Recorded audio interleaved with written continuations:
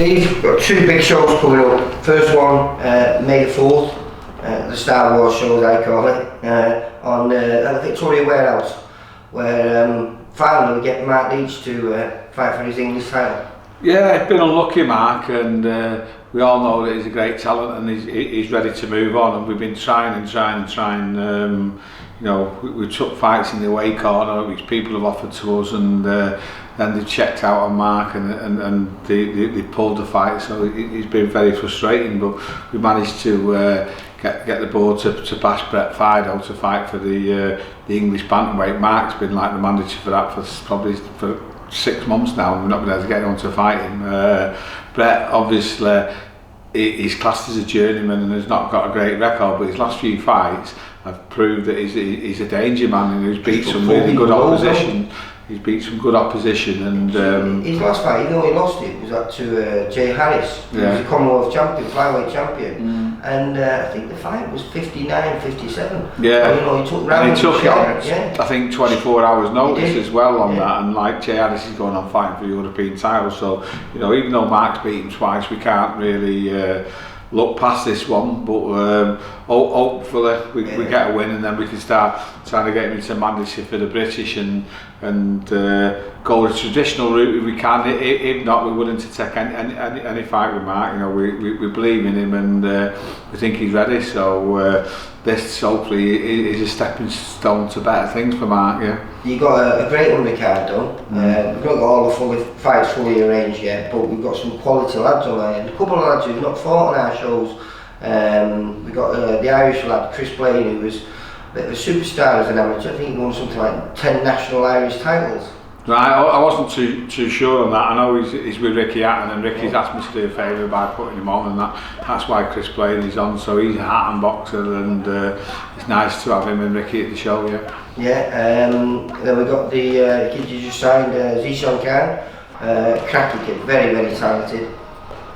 Looking forward to progressing his career. I mean, he's been out for a little while. He come back and had a win at Doncaster, and he's fighting here, and hopefully Doncaster afterwards. So we're going to try and fast track him and get him into probably title fights by the end of this year. Yeah. Didn't he do a lot of sparring with Josh? Yeah, that's how I come to know him, through the work he was doing with Josh. Yeah. And then we're fortunate to have Liam Taylor back on our show, because it's fair to say that his next fight should, after this one, if he comes through this, which I presume will do, is going to be for the British title, isn't it? Yeah. I mean, to be honest, this is a date we was given when we did a private deal with Frank Warren's office for the British title fight. You know, instead of going out to Perth, we did it, and it was supposed to be in Cardiff on the 4th of May. Don't even know when it is yet. We've not been given the date, so you know. Liam needs to be active. You know, he could have been going into this British title fight without being in the ring for 9 months, so we decided that we need to get him a 6th round, so don't expect anything too taxing for him. It was on our show in November when he fought Tyrone Nurse, wasn't it? That's right, yeah. Then we got the exciting kid, the Demolition Man, Jack Rafferty. Yeah. I mean, Jack's never been in a bad fight, has he yet? And you know, we've been changing training. I think we're just slowing down his progress, so it's just another 6th rounder for him. So again, he's someone who'll be fighting for titles, but maybe it'll be next year now for him. Yeah.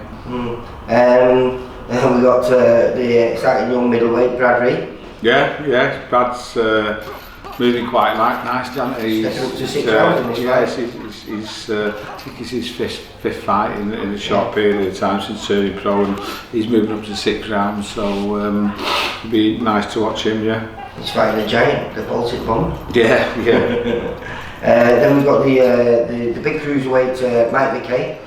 I think, did he get to the ABA finals a few years ago? I think he did, yeah. And the news on Mike McKay is that he's going in the cruiserweight ultimate boxer as well with our other cruiserweight Jay Faddle. So right. I think that'll be one for you to follow up shortly. Yeah. When's that going to be then? It's in Manchester in June. Yeah. Oh right, I think well exciting. It's a good division in the Northwest, that, isn't it? We've got quite a few good ones ourselves. Yeah. Then we've got the exciting Aqib Fiaz, who made a cracking debut last time out in Oldham. Yeah, he looked very good, didn't he, on his debut, and hopefully he can do the same again on this show. Yeah. Jamie thinks he's special as well. Jamie Yeah, putting a bit of pressure on his shoulders, isn't he? With some of the comments he's saying. Yeah. I think Akeem likes it as well, though. Well, you know, he sort of thrives on it. And then again, another exciting fighter in Joe Eco. Yeah, well, it's mad how it works out, because there wasn't more than one on from that gym there. Then all of a sudden Mark Lee gets a chance and he's topping the bill. Akeem was on it. Joe Eco's come back from a hand injury and wants to get out before we put him in a fight.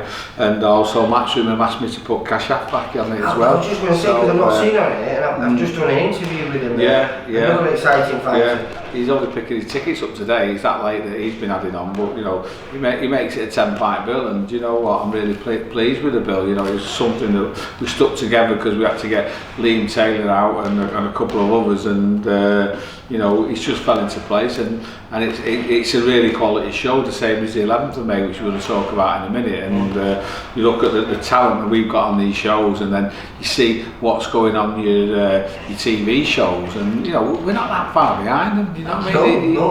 There's kids on here. Mate. There's kids on here. These two shows where I've offered them to fight the TV fighters, and you know, they won't have them, and it makes you laugh really when you think what BT and Sky are paying, and they won't let the lads fight in probably 60-40 for their own kids. Really favour, you know, it's crazy. Then the two Jacks, and your biggest solo event. It's probably the best event that I've put on, you know, and to think that we're doing it without TV is unbelievable. Yeah, so these are fights that should be on TV and they should be getting paid TV money, but you know, they're doing it because they want to aspire to better things, and by winning English titles, hopefully that'll move them on. So you've got Jack Cullen challenging Rhys Cartwright, who's the English champion, and that's going to be a barnstormer.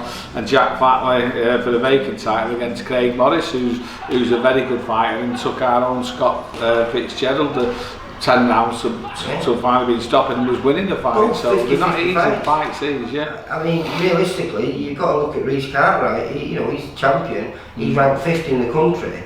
You know, so he's on paper the favourite. Yeah, that's what I'm saying about these fights here now.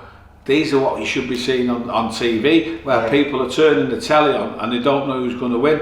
I mean, you know, you look at some of them, and it sounds like I'm having a pop, and I probably am, but you know, the great talented kids fighting journeymen, and it's wrong. They can fight a lot better quality than they're fighting now. I'm not saying put them in 50-50 fights when they're starting off, but certainly later on when they're fighting for these international titles and everything like that. The fight with Jack Flatley and Craig Morris, which we just spoke about before, a great fight that, you know, because it's, again, not a given, it's a real 50-50. Craig Morris, after that performance against Scott Fitzgerald, where going into the last round he was ahead until Scott pulled that punch out from nowhere. And Flatley's performance against Troy Williamson, you know, where he came back from the brink of disaster, didn't he, in that first round to get a draw. It was like, that's going to be an absolute cracking fight, I think, you know. Yeah, I'm looking forward to them both. I'm just hoping everything's gone nice and smooth and I can sit down ringside and watch the fights, because ultimately that's what I am. I'm a boxing fan, and these are fights that I want to watch. Well, these 3 English title fights that are arranged for these next 2 shows should have all happened in March, shouldn't they? Well, not the same fights, but actually English title fights, we was hoping for, But let's not forget the undercard there, you know what I mean? We've got James Moorcroft, who's undefeated and looking very good. Last time out, Kane Gardner, again, undefeated and looking good. And I've offered him you won't believe some of the kids who turned him down to fight on TV. You know. See why though? Because he's had 8 fights and he's stopped 5 of them, and the last 4 are on the bounce. Yeah, but these are kids who are supposed to be next world champions, so they shouldn't be fucking scared of fighting the likes of Kane Gardner. But you know, we'll just carry on doing our own thing with him, and the opportunity will knock for him. And maybe like some of these kids there, where we're doing English, we're gonna have to get them into the manager's positions to make it happen for them. Well, you talked about the undercard. Again, you've got a packed undercard with some real exciting fighters. Like you say, you just mentioned Jane Moorcroft, who looked fantastic last fight out. Kane Gardner, who's stopping people for fun. Jack Kilgannon, never in a bad fight, always in an exciting fight. Not one of our fighters, but fought on our shows a few times. Dwayne Chambers. You know. Damien Chambers. Damien Chambers. Yeah, no, I believe he's also winning the prize, the Ultimate Fighter as well. So that's another, you know, it'd be a good He's show. a bit like Jay Farrell. He's stopping people for fun again. Right. And tends to do it in the first round as well. Right. Well. Then we got the return of Carol Motti. Last time I was talent, Christmas, wasn't it? Yeah, no, on the Christmas show, the Jolly Boy. Yeah, I think he's 6-0 now, is he? And you know, obviously looking to get into the mix. Then we got return of Luke Blackledge. Yeah, ex-Commonwealth champion. You know, again, always in good fights. You know, no amateur background, but come through the unlicensed and he's had a tremendous career. And you know, he's only young still. I don't think he's only young. He's had some really hard fights, and you know. What a great performance against Callum Smith. Yeah, you know, he's still got ambitions and wants to do things. He's taking this serious. He's gone over to Tenerife for a bit of a training camp. So hopefully we get a win for Luke here, and then he'll get another title fight. Yeah. And then we've got Andrew Fleming. Yeah. I've just done an interview with. Another undefeated kid, yeah. Well, he's a guy that really wants, as you were saying before, he wants those real tests, doesn't he now? Before the end of the year, he said he'd like to be in those 50-50 fights. Well, that's what we're aiming for, you know. And it's nice that we've got 2 English title fights on that show where hopefully I'll add to win. But as you said before, you're turning the telly on and you're seeing 2 fights where you don't know who's going to win, and I'm just hoping our 2 come through, and the investment that we're putting into them then pays off and they can go and get big title fights. Yeah. We've spoken about this before, but do you feel you've got the opportunity we've got quite a few fighters who are in that gap between 5 and 10-0, that maybe, as you did with Tom McGuinness and Colin Day, put them up against one another? Yeah, that's what we're always looking to do. You know, it's not as easy as it looks on paper. There's certain things that don't happen our way, but you know, if we can do, I will do. Yeah. Right. So exciting next few shows coming up. Yeah, looking forward to them. Steve, take care, mate. Thank you. Bye. For all boxing info, news, and latest interviews, amateur and pro across the north, click and subscribe. VIP Boxing Promotions. Also, Twitter, Instagram, and Facebook.